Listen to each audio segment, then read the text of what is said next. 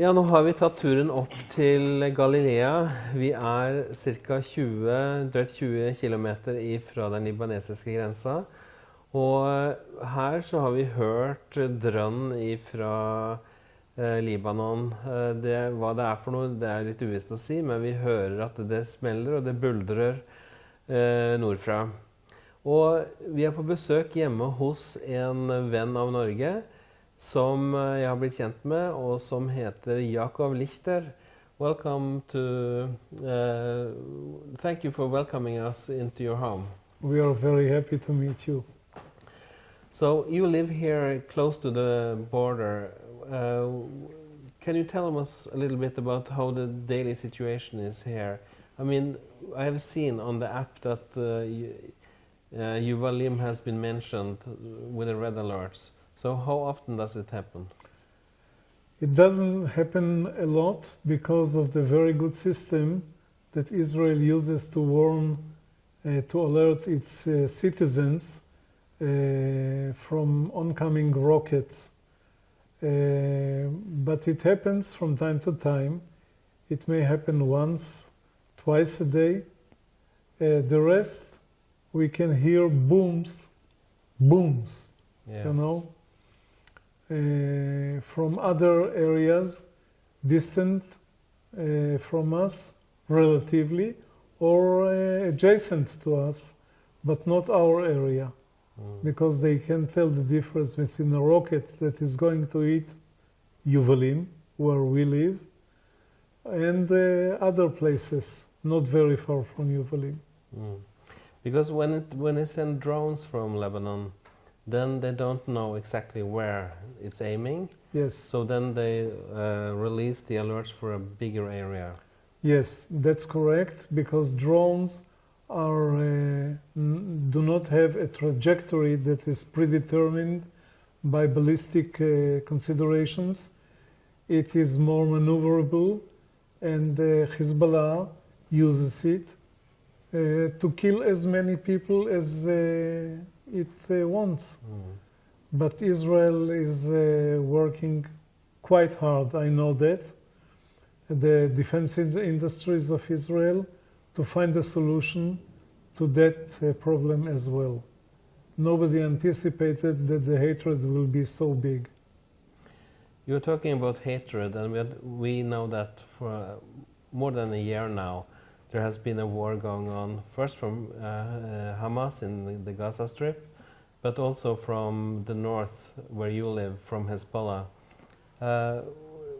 What is your thought about the situation between Israel and the surrounding Islamic forces? I want to tell you something from my childhood as a response to your question. When I was a kid in Haifa, I grew up in Haifa, which is not very far from here. We said that Lebanon will be the second country to make peace with Israel. Why? Because it's inhabited with Christian people, mostly, about more than 80%, 85%. I'm not sure about the number, but that's more or less the ballpark figure. And we said that the Christian people and we have the same heritage, the same mentality, the same wishes, the same intentions. So Lebanon is small enough not to be the first country to make peace with Israel, because it's alienated with it's a part of, not alienated, the Muslim world. But we said that it will surely be the second, because after the first, they want peace with us. This is not what happened.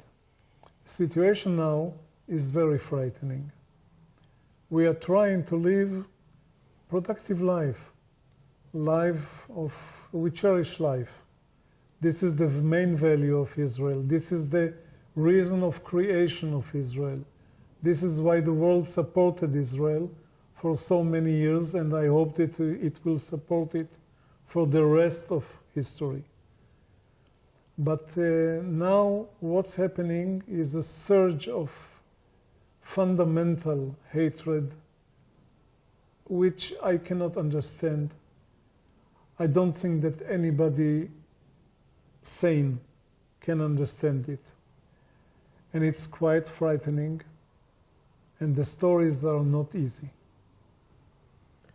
So, what is the difference between Israel and the enemies?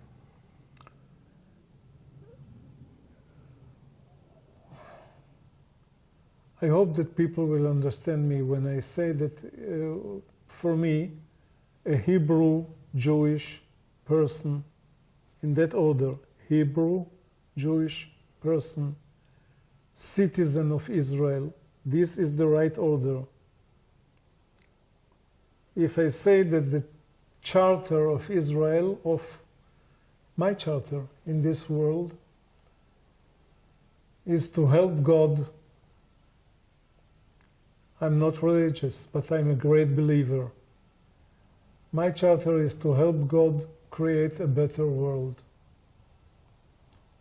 First step is protect me, my family, my friends, my fellow citizens, be they Arab, Druze, Christian, Jewish,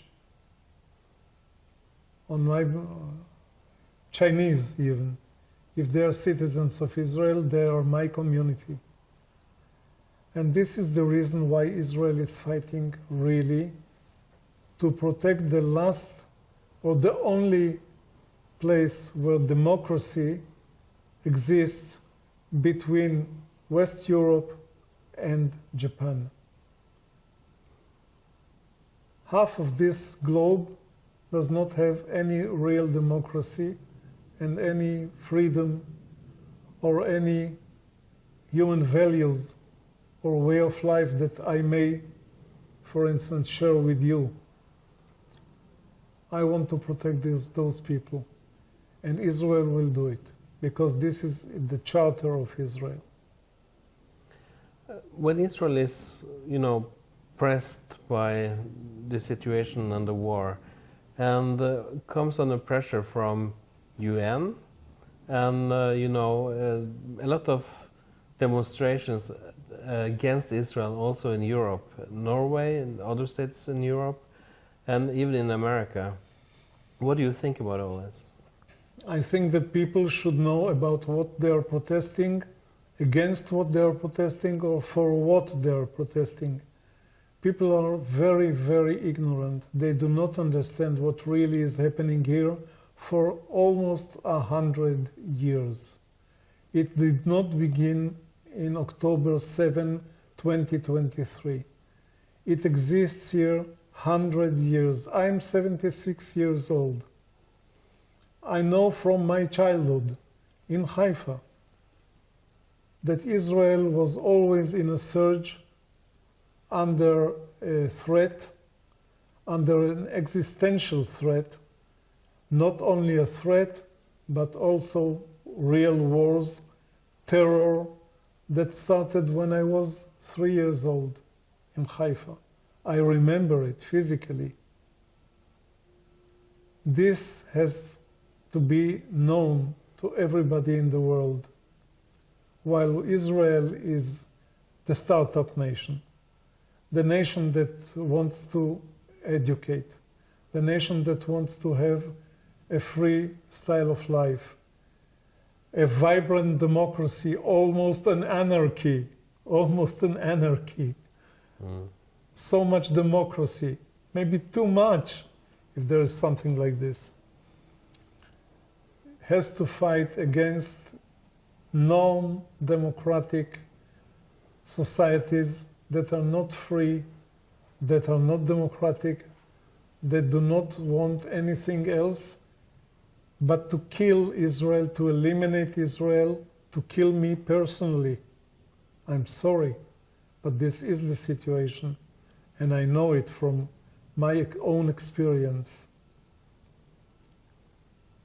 This is very, very hard. So what do you think about the situation right now? As we can hear, booms from the north. Yeah, we can sit here and hear booms from a more distant area. Sometimes there is an alarm here, and we have to run into the shelter here behind us in this house. What do I think? I think that I do not dare to think on other alternative but to win. There is no other alternative. Not winning here is dying. There is no compromise. If Israel will lay down its weapons, there will be peace. No. If the Arabs will lay down their weapons, then there will be peace. If Israel will lay down its weapons, there will be no Israel. Israel will cease to exist. This is the bare truth.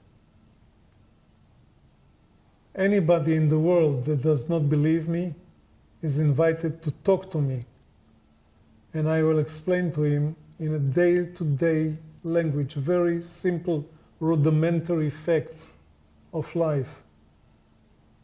Why is it so hard to be an Israeli, and why is it such a big, big mission? And we feel that this is the front line of the world in clarifying that anybody that wants to eliminate the Western culture has to start with Israel. But Israel will do whatever it can. Otherwise, we will die. It is as simple as that. I don't mean to be dramatic. It is really simple. If we just play with the thought, if Israel would be overrun by Islamic forces, what will happen in the rest of the world? There is a saying in Arabic. I don't know Arabic, unfortunately. I'm trying to learn now. But there is a saying that after Saturday comes Sunday. Saturday is the holiday for the Jewish people. Sunday is the holiday for the Christian people. When they say that after Saturday in Arabic comes Sunday, what they mean is that after they eliminate Israel, the rest will be Rome. They call it Rome because this is the center of Christianity. They say it in the open. It's not a secret. They write it in their charters. Read the charter of Hamas. Please do. Read the charter of Hamas or of Hezbollah. And you will find it written there in the open. And they educate their children to believe in it. This is their aim in life. This is their goal. This is the ideal, to be near their God, Allah. They call God Allah. Then another name for God. But this God loves people that murdered Jews. What I think, if Israel will be, I do not want to even to answer your question. If Israel will be overrun by Muslim forces, the Holocaust will look much easier than it was in relation to what will happen here. Not only to the Jewish people, to the Arab people that live with us in peace, to the Druze people that live with us in peace, to the Arab-speaking Christians that live in Israel with us in peace. They will all be killed because they lived with the Jews and prospered with the Jews and had peace with the Jews for so many years, 75 years, 76. I don't even dare to think about this these circumstances that Israel will be conquered. The founder of modern Zionism, Theodor Herzl, he wrote in his book, that Israel will be, a front against the barbarism. Do you agree with that? It's a fact. Prophets, the Bible is full with people that were prophets. They knew to tell, they had the vision to say what the future may bring to us. These are the Hebrew prophets of the Old Testimony of the Bible. Herzl was a prophet. He created the idea of a Jewish state which will be a normal state. Israel is now the last, I think, stronghold against barbarism. Not because Israel is so strong militarily. No, Israel is strong, yes, but not that strong to stop the whole fundamental Arab, Muslim, fundamental Muslim terrorism. Not because it's strong, but because it's there. And they understand that this source of Western civilization has to be taken first, even as a trial, as an experiment, to see what the reaction will be. Same as Hitler started with the Jews. It's the same story coming back through the back door, this time in another costume. But hear the voices, look at the hands, look at the hatred in the eyes, listen to the speech, to the hating speech. It comes again. And Herzl was unfortunately right, yes. Yeah, when we mention Hitler, his book was named Mein Kampf, My Struggle. Yes. And a lot of the copies have been found in Gaza. What do you think about that? I will surprise you. My father was a very, very intelligent person. He's a Holocaust survivor. He used to be extremely wise. He had no education because he had to run from school when the Germans invaded in Europe, into his hometown in Poland. He ran away to Israel. When I was about 15 years old, my father was really what you call a clever Jew, very clever.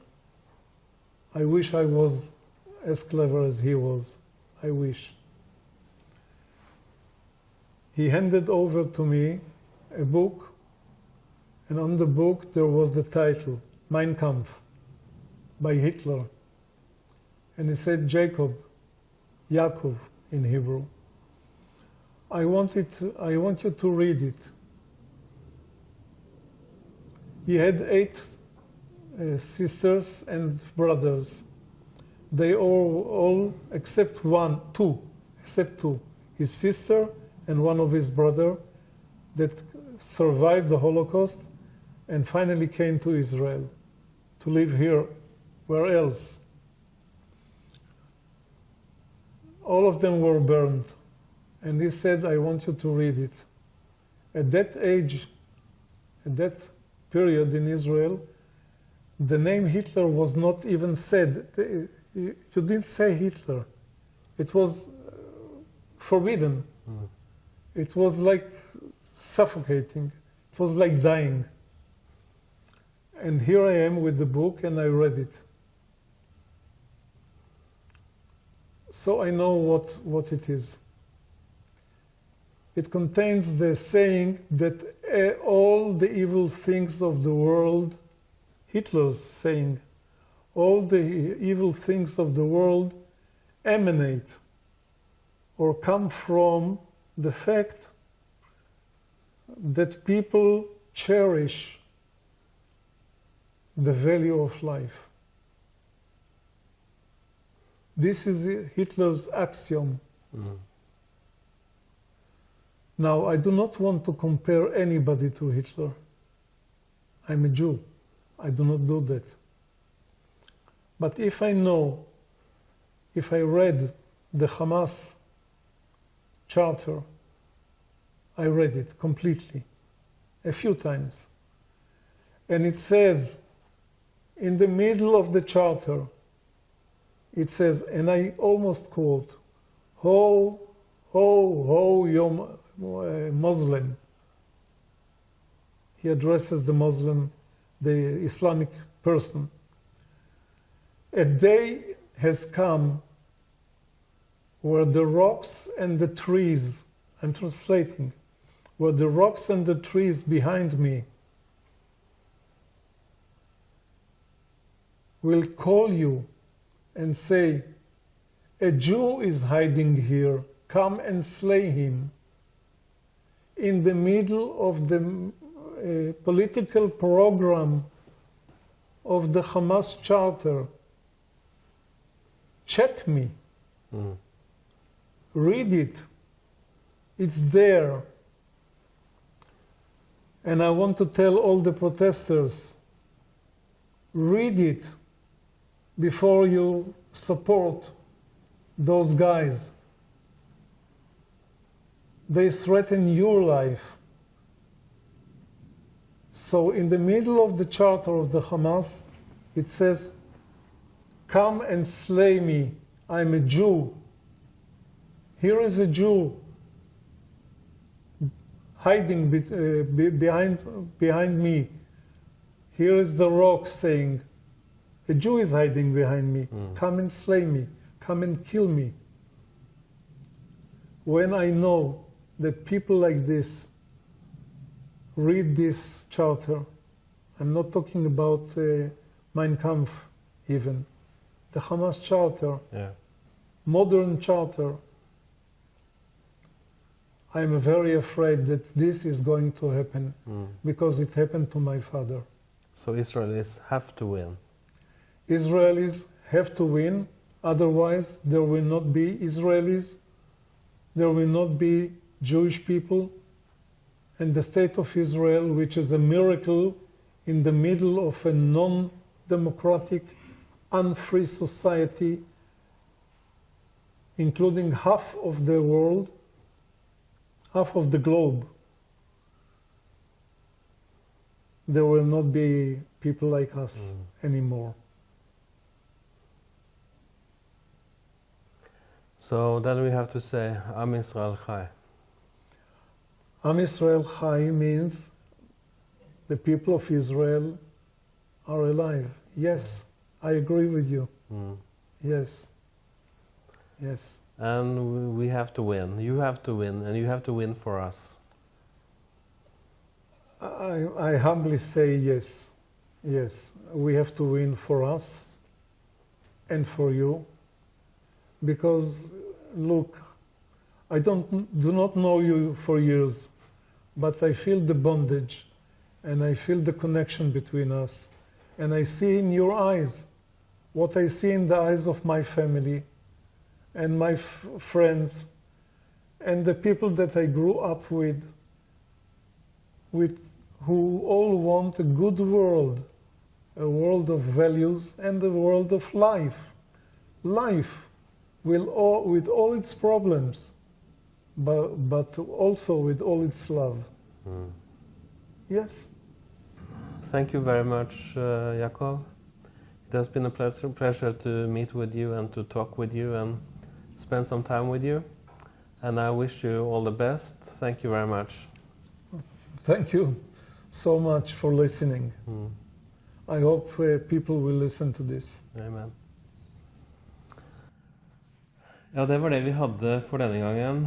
Tusen takk for at du har fulgt oss gjennom dette programmet. Vi prøver å ha disse programmene fordi at vi vil formidle noe av det som jeg føler på Guds hjerte når det gjelder Israel. Så tusen takk for at du følger med oss, og at du støtter oss. Gå gjerne inn på Facebook og like oss der. Så ser du vårt Vipps-nummer, og gjerne gi oss en gave så vi kan være til velsignelse for Israel og det jødiske folket. Tusen takk, og på gjensyn igjen neste uke. Takk for nå.